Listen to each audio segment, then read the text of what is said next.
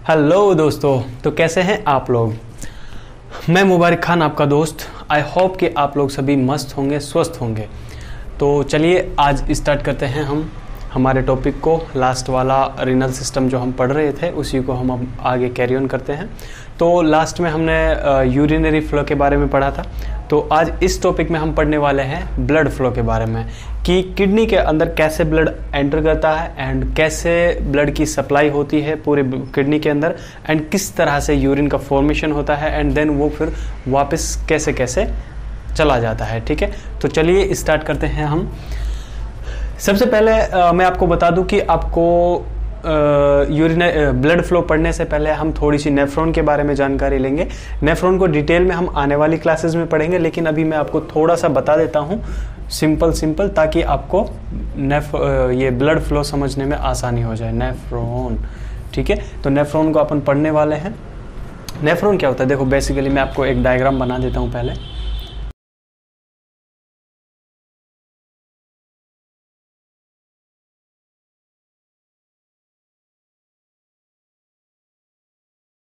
तो गाइज इस तरह से हमारा नेफ्रॉन होता है। ये होता है बुमन कैप्सूल। बुमन, मैं शॉर्ट में लिखूंगा, आपको मैं साथ साथ बोल रहा हूं ताकि आपको समझने में आसानी हो जाए। बुमन कैप्सूल, ठीक है, ये होता है बुमन कैप्सूल। ये होता है पीसीटी। पीसीटी का फुल फॉर्म होता है पैरोक्सिमल कन्वोलेटेड ट्यूबुल्स। ये होता है लूप ऑफ हेलनी। ये होता है डीसीटी। डीसीटी का फुल फॉर्म होता है डिस्टल कन्वोलेटेड ट्यूबुल्स, और ये होती है कलेक्टिंग डक्ट। ठीक है, आई होप इतना समझ में आ गया होगा। अब गाइज मैं आपको बता देता हूं कि ये जो बोमन कैप्सूल होता है, इसके अंदर कैपिलरीज का एक गुच्छा पाया जाता है, टिनी कैपिलरीज का एक नेटवर्क पाया जाता है। वो कुछ इस तरह से होता है, देखो इस तरह से आती है एंड इस तरह से ये ऐसे होता है। ठीक है, ये जो है आर्टरी आती है, आ रही है एंड आने के बाद में यहां पर ये ऐसे हुई और ये इधर चली गई। ठीक है,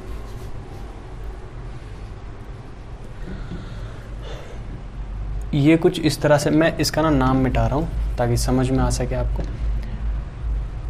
यहां से दो भागों में बढ़ जाती है ये वाली आर्टरी। एक तो चली जाती है सीधे, ठीक है, एक चली जाती है डायरेक्ट ऐसे क्रॉस करके। ठीक है, ये दो तरह की हो गई। ये जो जा रही है इसके ऊपर से जा रही है, मतलब इसके ऊपर से जा रही है, इसको बोलते हैं अपन पेरिट्यूबुलर, इसको बोलते हैं पेरिट्यूबुलर।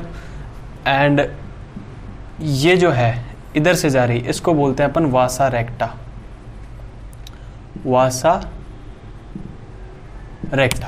ठीक है गाइज, यहां पे जो ये गुच्छा बना है, ठीक है, यहां पे ये जो गुच्छा बना है, इसके अंदर कुछ सेल पाई जाती हैं।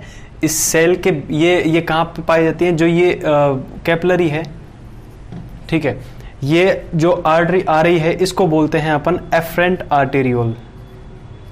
एफरेंट आर्टेरियोल्स,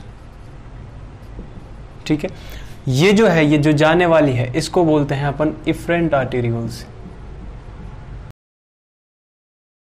ठीक है, मतलब जो आ रही है ना, जो इसको ब्लड सप्लाई करने के लिए आ रही है अंदर की तरफ, ठीक है, ग्लोमेरुलस की तरफ आ रही है, ये जो पूरा का पूरा ये ग्लोमेरुलस कहलाता है। तो ये जो आ रही है, ब्लड लेके आ रही है जो आर्टरी, इसको तो बोलते हैं एफरेंट आर्टेरियोल्स। और ये जो यहां से निकल कर जा रही है, वापस जा रही है जो, इसको बोलते हैं अपन इफरेंट आर्टेरियोल्स। अब इफरेंट आर्टेरियोल्स जो है ये आगे चल के दो भागों में बढ़ जाती है। एक तो इसकी ये जो ट्यूब्यूल्स हैं इसके ऊपर से चली जाती है, इसको बोलते हैं अपन पेरिट्यूबुलर कैपिलरीज। एंड जो एक होती है नीचे से इसको क्रॉस करते हुए जाती है, इसको बोलते हैं अपन वासा रेक्टा। ठीक है, अब यहाँ पे अपन को पढ़ना क्या है कि जब ब्लड आता है, तो देखो ये जो है, मैंने यहाँ पे आपको दिख रहा होगा कि ये जो है मैंने थोड़ा सा वाइड बनाया, मतलब चौड़ा बनाया है। इसकी चौड़ाई थोड़ी ज्यादा है, इसकी चौड़ाई थोड़ी कम है।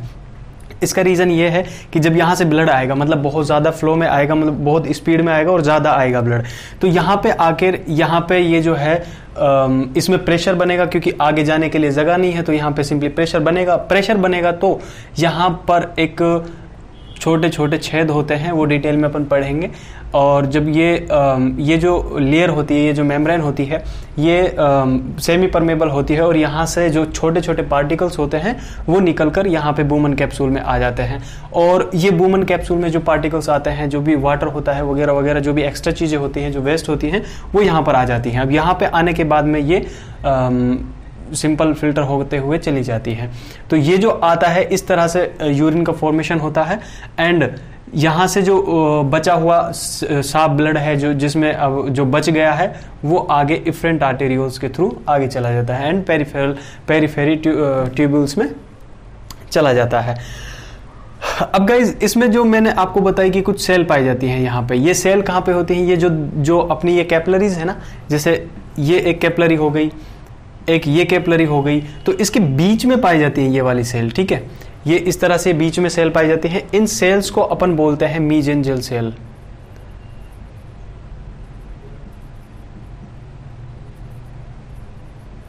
मीजेंजियल सेल, अब इनका फंक्शन क्या होता है? ये मैक्रोफेजेस होती हैं हमारे किडनी की।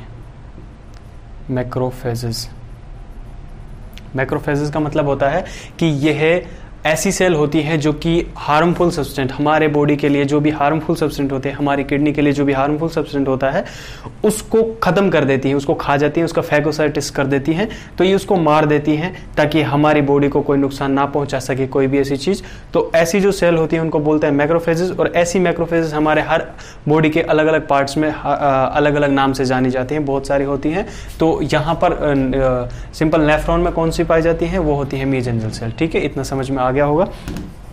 अब अपन बात करते हैं सिंपल ब्लड फ्लो के बारे में। तो किस तरह से ब्लड फ्लो होता है इसके अंदर, इसके बारे में बाकी डिटेल में हम पढ़ेंगे आगे आने वाले टाइम में, लेकिन अभी इसलिए बताया ताकि आपको ब्लड फ्लो समझ में आ सके, ठीक है।